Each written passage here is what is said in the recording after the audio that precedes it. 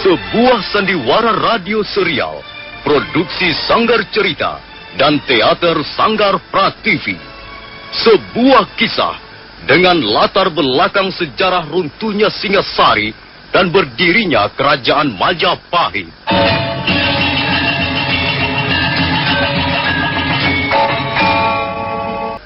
Kali ini mengetengahkan episode ke-8 dengan judul Angkara Murka Merajalela.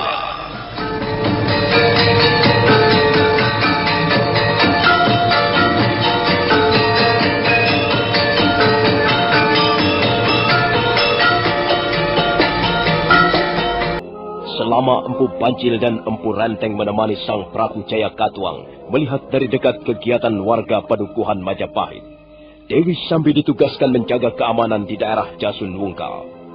Dewi Sambi adalah seorang pendekar wanita yang cukup tangguh dan terkenal. Saat itu dia tengah sibuk melatih Aji Tapak Wisaya di halaman belakang. Pendekar wanita itu menghentikan latihannya ketika melihat Jarang Lejong masuk dengan membawa seorang yang sudah berusia agak lanjut. Ada apa, Jarang Lejong? Siapa orang yang kau bawa itu? Maaf, Tuanku Dewi. Saya terpaksa mengganggu latihan Tuanku Dewi. Orang ini adalah kepala desa Kumeper. Mengapa orang itu kau bawa kemari? Dia akan memberikan laporan penting sehubungan dengan peristiwa pembunuhan 2 orang prajurit Kediri di desa Kumeper. Siapa namamu? Nama hamba Empu Tanduk, Tuanku Dewi. Benar kau ingin melaporkan sesuatu yang penting? Benar, Tuanku Dewi. Kalau begitu, marilah kita bicara di seram di depan sana. Ayo, Jarang Lejong. Baik, Tuanku Dewi. Apa yang kau ingin laporkan? Begini, Tuanku Dewi. Beberapa waktu yang lalu memang terjadi pembunuhan terhadap 2 orang prajurit Kediri di desa hamba, Tuanku Dewi. Kau harus bertanggung jawab atas peristiwa itu, Empu Tanduk. Sebagai kepala desanya, kau bisa dihukum berat. Kecuali warga desamu ternyata tidak bersalah. Dan kau bisa membantu kami melacak siapa pembunuhnya. Memang sebenarnya pembunuh itu bukanlah berasal dari warga desa hamba, Tuanku Dewi. Empu Tanduk, peristiwa pembunuhan itu terjadi di desamu. Bagaimanapun juga, kau harus bertanggung jawab. Dan lagi, belum tentu pelaku pembunuhan itu bukan berasal dari desa Kumeper. Ampun, Tuanku Dewi. Hamba berani bersumpah. Hamba sudah mengumpulkan warga desa Kumeper. Tuanku Jarang Lejong sendiri ketika berkunjung ke desa kami telah memeriksa satu persatu warga desa kami, Tuanku. Memang, kemungkinan besar pelakunya bukanlah berasal dari desa Kumeper, Tuanku Dewi Sambi. Baiklah, teruskan dulu laporanmu. Baik, Tuanku Dewi. Harap Tuanku Dewi ketahui, desa kami terletak di kaki Gunung Arjuna. Desa kami merupakan desa paling ujung. Setelah desa Kumeper, tidak ada lagi desa yang lain, Tuanku. Di atas desa Kumeper hanyalah terdapat lereng-lereng ataupun celah-celah bukit yang jarang dikunjungi oleh manusia, Tuanku. Tapi beberapa hari yang lalu ada seorang perambah hutan dan dia adalah warga desa Kumeper telah melihat sebuah gubuk di lereng Gunung Arjuna, Tuanku. Apakah gubuk itu ada penghuninya? Menurut orang itu, ya, ada penghuninya. Yang jelas, gubuk itu bukanlah gubuk kosong, Tuanku Dewi. Ada penghuninya. Apakah penghuninya tidak pernah melapor padamu? Tidak, Tuanku Dewi. Sampai saat ini, hamba belum pernah mendapat laporan tentang penghuni gubuk itu, Tuanku.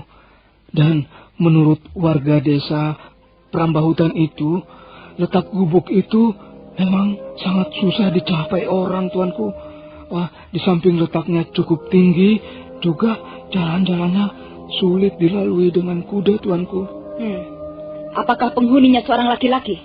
Hamba tidak tahu pasti, Tuanku Dewi. Berapa jumlah penghuni gubuk itu, lelaki ataukah perempuan, hamba tidak tahu pasti, Tuanku. Lalu, Apa saja yang dilihat si perambah hutan itu? Menurut laporannya, waktu itu sudah hampir malam, Tuanku Dewi. Dia hanya melihat cahaya lampu dari kejauhan. Kemudian dia mendengar tangis seorang bayi. Kalau begitu, laporanmu belum begitu jelas. Maaf Tuanku Dewi.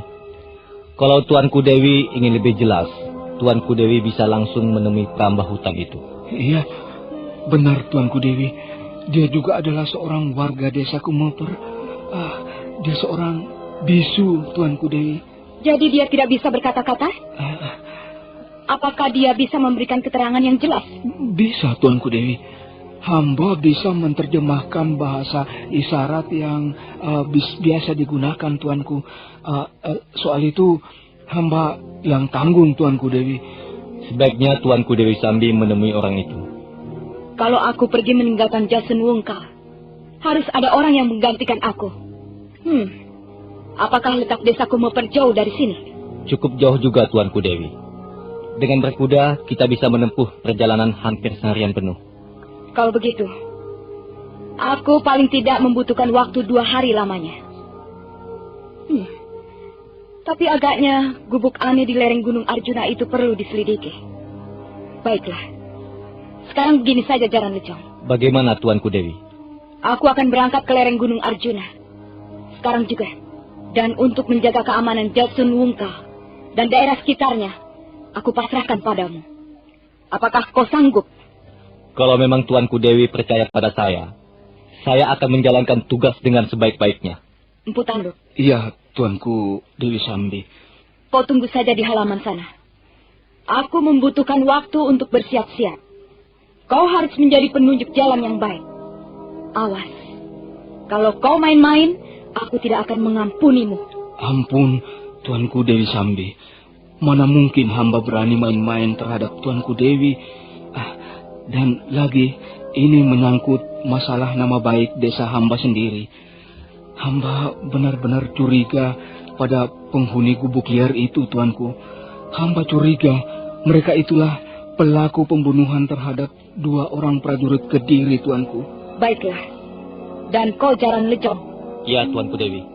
Siapkan 40 orang prajurit berkuda. Jangan lupa, suruh mereka membawa persenjataan lengkap. Aku akan berangkat sekarang juga.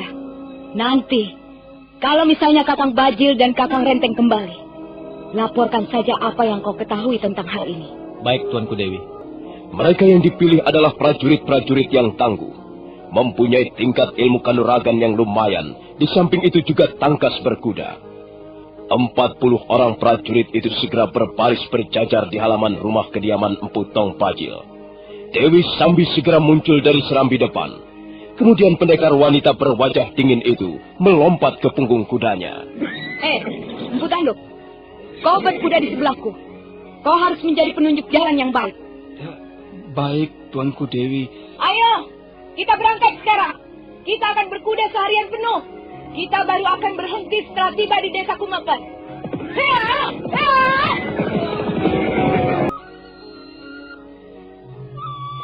Wah, rumahmu sudah hampir selesai, Kamandanu.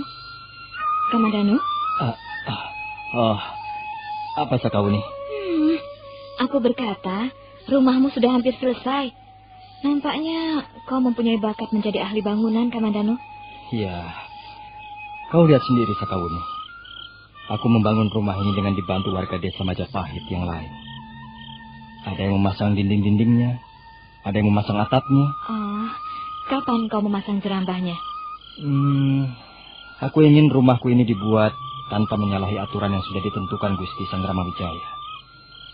Lantai atau jerambah harus dibuat dari papan yang dihaluskan. Kemudian di atasnya harus ditebarkan sebuah tikar pandan ataupun tikar rotan.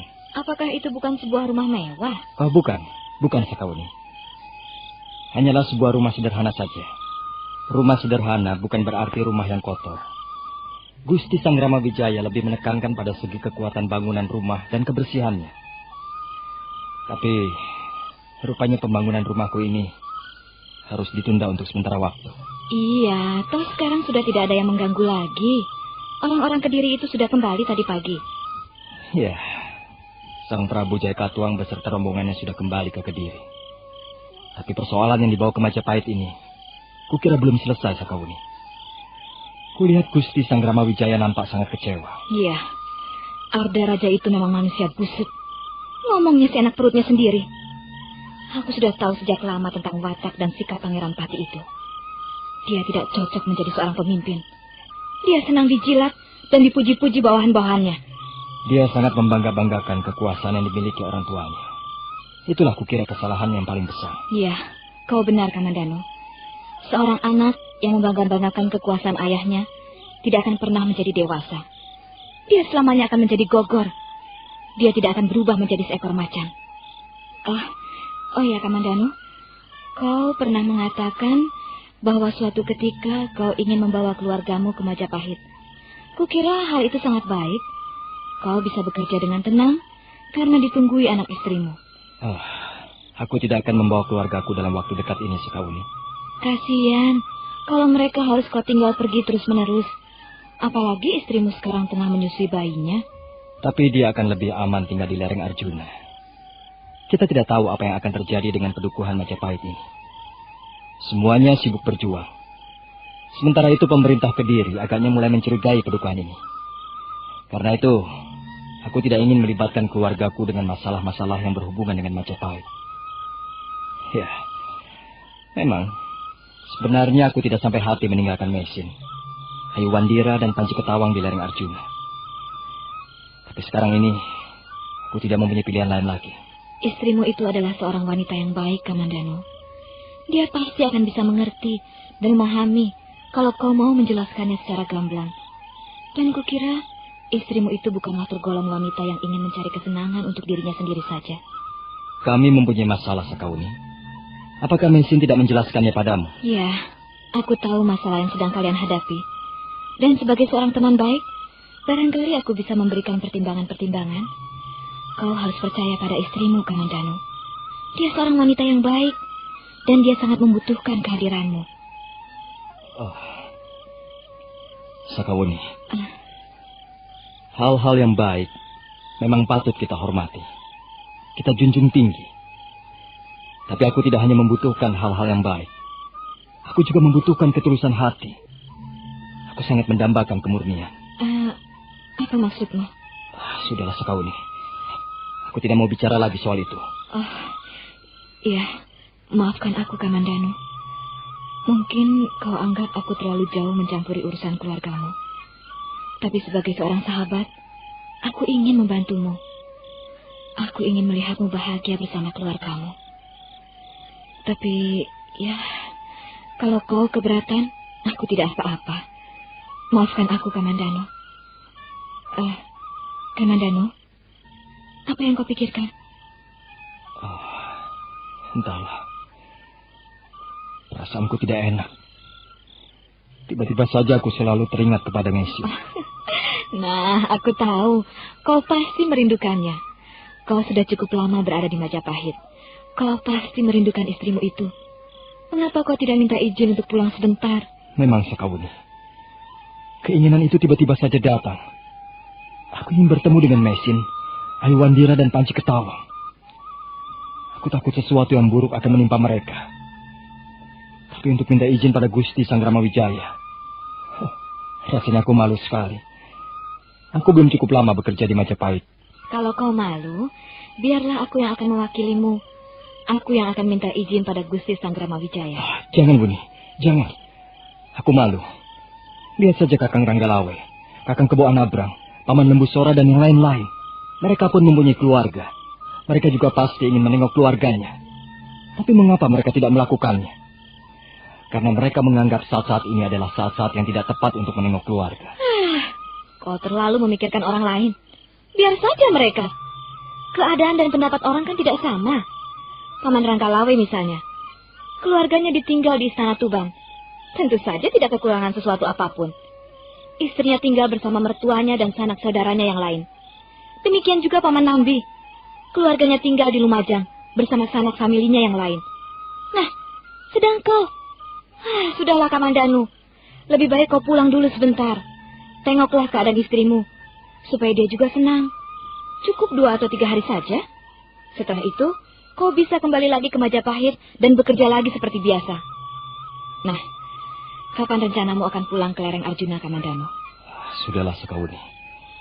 Biarkan aku selesaikan urusanku sendiri. Terima kasih karena kau sudah bermaksud baik padaku. Biarlah nanti aku sendiri yang akan minta izin pada Gusti Sang Ramawijaya.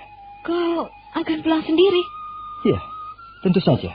Kau tidak ingin mencari seorang teman? Aku tidak ingin merepotkan orang lain, Buni. Bagaimana kalau kau kutemani? Jangan, Buni. Tidak usah. Aku bisa pulang sendiri. Tapi aku ingin ikut denganmu, Kamandanu. Bukankah kita sahabat yang baik? Dan lagi, aku ingin mengenal lebih dekat pribadi istrimu. Aku sangat mengagumi pribadi kakak Mesin. Kau mau kutemani, bukan? Ayolah, Kamandanu. Katakan bahwa kau mau kutemani. Ya? Iya. Kalau kau memaksa juga, aku tidak bisa berbuat apa-apa, Buni. Tapi, kau harus minta izin orang tuamu dulu. Ayahku tentu akan mengizinkan. Yang penting kau mau kutemani. Baiklah. Besok kita akan berangkat bersama-sama ke lereng Arjuna.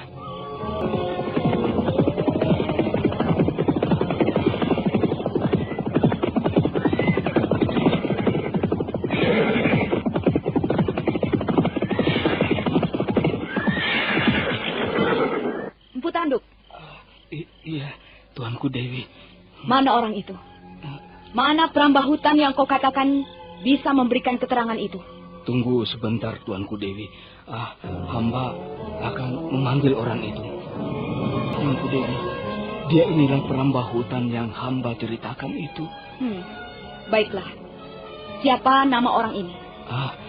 Namanya Kisemuk. Maaf, Tuanku Dewi. Seperti yang sudah hamba katakan, orang ini bisu, Tuanku. Baik. Itu tidak jadi soal. Benar kau seorang perambah hutan? Nah, dia membenarkan, Tuanku Dewi. Dia berkata bahwa dia adalah seorang perambah hutan. Dia suka mencari rotan ataupun damar, Tuanku.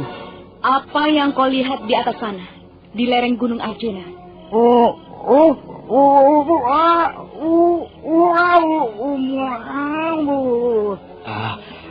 Dia mengatakan bahwa dia melihat sebuah gubuk, Tuanku. Dia juga mengatakan bahwa gubuk itu dihuni orang, Tuanku Dewi. Baiklah, cukup. Ya, kita istirahat dulu barang sejenak. Setelah itu, kita akan meneruskan perjalanan ke lereng Arjuna.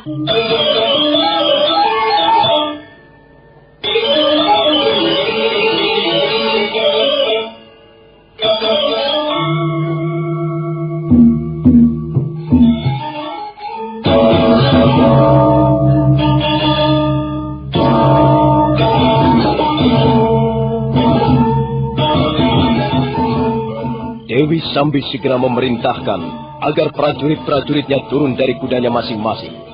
Mereka kemudian istirahat sejenak di halaman rumah kediaman Empu Tanduk, kepala desa Kumeper.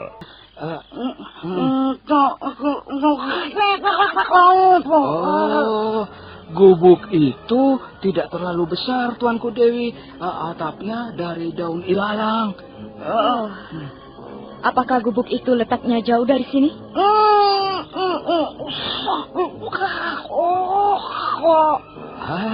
Katanya gubuk itu cukup jauh, Tuanku Dewi. Harus melampaui 3 buah tebing. Jalannya katanya juga tidak mudah dilewati. Katanya banyak jurang yang dalam, Tuanku Dewi. Kalau begitu, tidak bisa ditempuh dengan kuda. Katanya bisa. Tapi harus pelan-pelan, Tuanku Dewi. Sebab jalannya berbahaya. Baik. Sekarang aku ingin tahu. Apakah gubuk yang kau lihat itu ada penghuninya?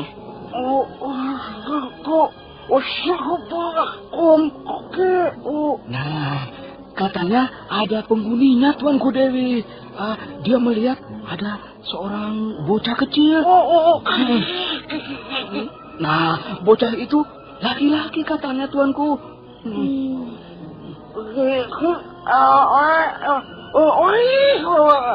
Apa?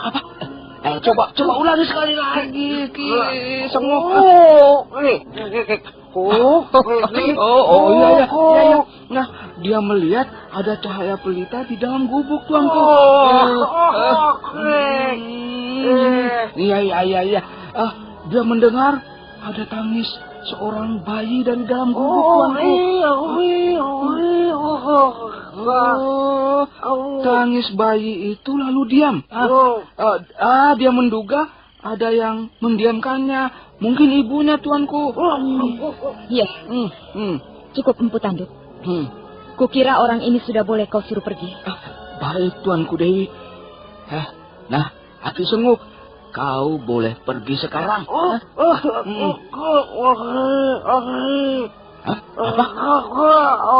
Oh iya, aku tahu.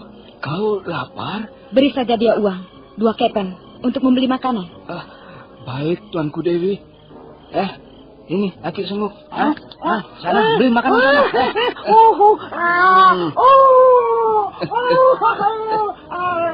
Empu Tanduk, Iya, Tuanku Dewi.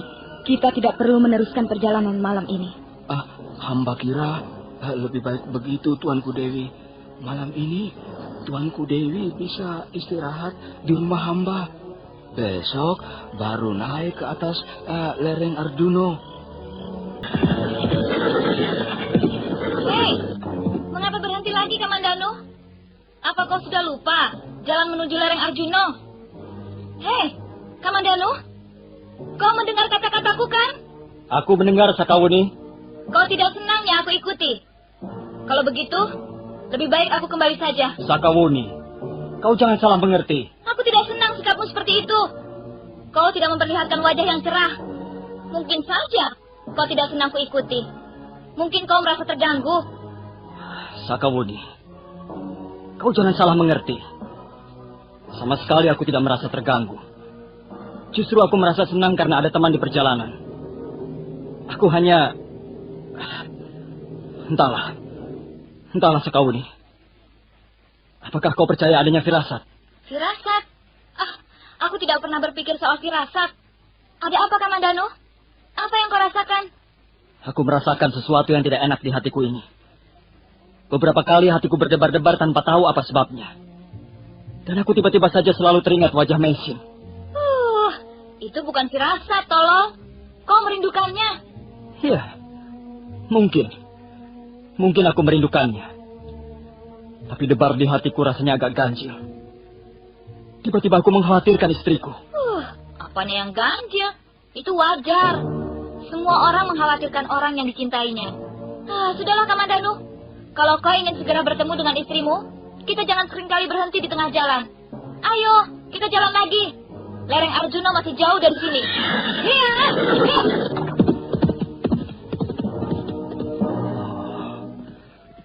Sakawuni tidak dapat merasakan apa yang kurasakan sekarang ini.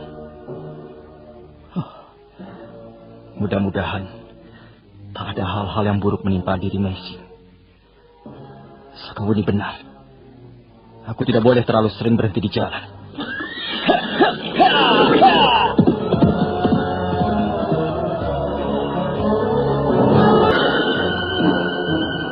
Kukira kita tidak bisa terus berkuda.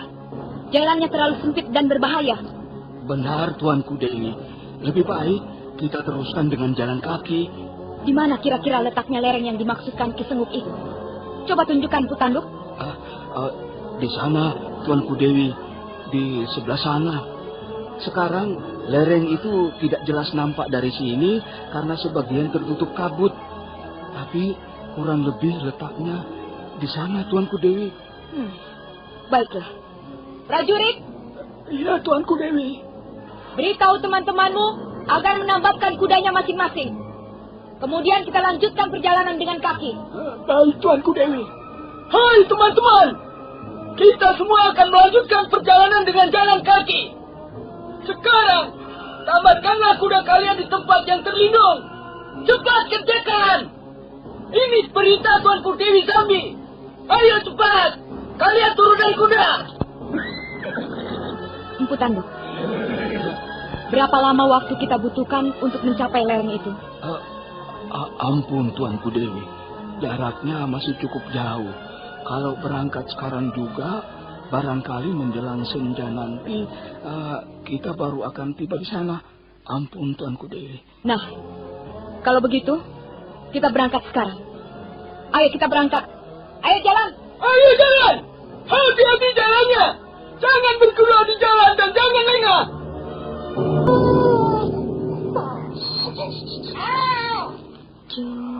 Cuk sayang. Aduh. Kasihan. Siapa yang nakal, nak? Siapa yang nakal? Aduh, Cuk ya sayang ya. Ayo haus ya. Aduh, kasihan. Nah, ini minumlah nak. Cuk ya. Cuk, ini ya. Kok Ayu menangis terus, Bi? Adikmu sedang tidak enak badan, Panji. Badannya panas ya, Bi? Tidak, cuma aneh sedikit. Kok matanya merem terus, Bi? Dia masih kecil, Panji. Dia belum terlalu kuat memandang cahaya yang tajam. Oh ya, kau dari mana saja? Saya bermain-main di luar, Bi. Saya senang sekali membuat wayang rumput. Lihat, Bi, saya membuat wayang rumput Arjuna dan Gatot Kaca. Siapa Arjuna dan Gatot Kaca itu? Mereka orang-orang dari Pandawa, Bi. Ibu saya dulu sering sekali bercerita tentang wayang. Ibu saya senang sekali mendongeng. Sebelum saya tidur, ibu selalu mendongeng untuk saya, Bi. Ibumu pasti sayang sekali padamu, Panji. Iya, Bi. Ibu saya sangat baik. Bibi Mesin juga baik. Cuma Bibi Mesin tidak pernah mendongeng untuk saya. Bibi tidak mempunyai dongeng yang bagus, Panji. Wah, anginnya kencang sekali, Bi. Pintunya ditutup saja ya. Kasihan adik kecil. Iya, kau tutup saja pintunya. Dan kau tidak usah main-main di luar lagi, ya. Sebentar lagi malam turun.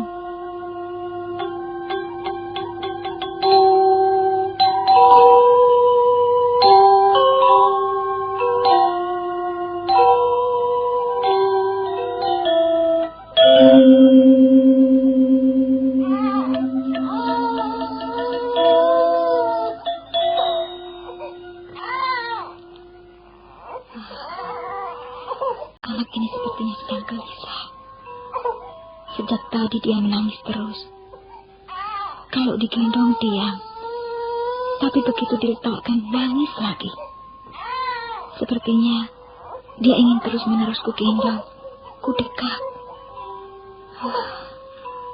Apa sebenarnya yang dirasakan? Ada apa, Nduk? Ada apa, Ayu? Tidak, ini sama ibu ya. Tidak, ibu tidak akan meninggalkanmu, sayang. Ibu tidak akan meninggalkan Ayu. Ayu akan terus digendong ibu, terus selama-lamanya. Ya? Cuk ya, sayang ya. Cuk. Sang Yang Widi, penguasa dan penentu jalannya kehidupan di alam semesta ini. Lindungilah kami. Lindungilah anak ini dari mara bahaya. Bi Mesin. Apa, Panji? Rupanya kau belum juga tidur. Saya tidak bisa tidur, Bi. Ini sudah malam. Kau harus tidur. Saya takut, Bi. Apa yang kau takutkan? Sudahlah, tidur saja. Besok kau harus bangun pagi-pagi dan membantu Bibi. Rasanya malam ini lain ya, Bi. Rasanya serem. Panji, kau jangan berpikir yang macam-macam. Rasa takut itu menjadi ada karena kau memikirkan hal-hal yang menakutkan. Makanya tidur saja. Bibi kok tidak tidur? Bibi harus menjaga adikmu. Adikmu rewel terus. Sebentar-sebentar bangun. Bibi harus menggendongnya dan mendiamkannya, Panji. Kalau Paman Kamandanu ada, bisa gantian ya, Bi. Jadi, Bibi Mesin tidak terlalu lelah. Dan lagi, kalau Paman Danu ada, saya tidak akan takut, Bi. Paman pandai sekali berkelahi. Paman juga seorang pendekar yang berani. Pamanmu sedang bekerja, Panji. Jangan diarep-arep terus. Nanti pamanmu tidak bisa bekerja dengan tenang. Seharusnya paman sudah kembali, Bi. Kan sudah lama. Nanti juga pamanmu akan kembali. Kita harus sabar. Ada apa, sayang? Ada apa? Sini. Ibu gendong lagi ya. Ibu lelah, nak. Ibu juga mau istirahat. Tidak. Maafkan ibu ya, Nduk ya. Tidak, sayang. Baik. Ibu tidak akan melepaskan Ayu lagi. Pokoknya akan ibu gendong terus. Cup ya, sayang ya. Cup.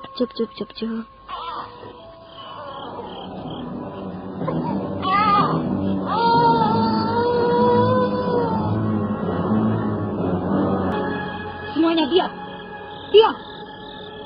Baru saja aku mendengar ada suara bayi menangis. Arahnya dari sebelah sana. Benar, Tuanku Dewi. Memang dari sebelah sana. Kau juga mendengarnya, Empu Tanduk? Hamba mendengar hanya sekilas, Tuanku Dewi. Tangis itu melengking tinggi. Jelas tangis seorang bayi merah. Apakah tidak ada jalan pintas yang lebih dekat? Sepertinya tidak ada, Tuanku Dewi.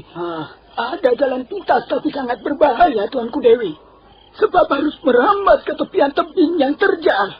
Kalau begitu, kita lewat jalan biasa saja. Tidak perlu menempuh bahaya yang kurang ada manfaatnya. Prajurit! Iya, Tuanku Dewi. Suruh teman-temanmu menyalakan obor. Baik, Tuanku Dewi. Dewi Sambi dan rombongannya terus merayapi tebing demi tebing. Mereka berjalan perlahan-lahan. Nyala obor dari jauh nampak bagaikan kunang-kunang merah berterbangan di udara malam.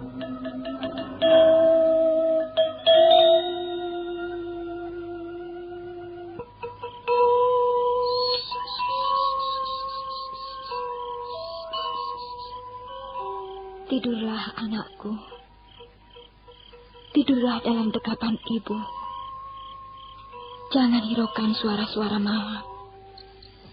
Mari, kusembunyikan wajahmu. Kususupkan di balik dinding kalbu. Tidurlah manis. Biarkan langit malam menangis. Biarkan sungai tua, pohon tua ikut menangis. Biarkan angin utara menitikkan air matanya. Biarkan seluruh isi dunia bermuram durja. Kau adalah putri Ibu Pertiwi. Kau harus tidur dengan tentram malam ini. Tidurlah manis. Tidurlah sayang. Tidurlah dalam dekapan kasih ibumu.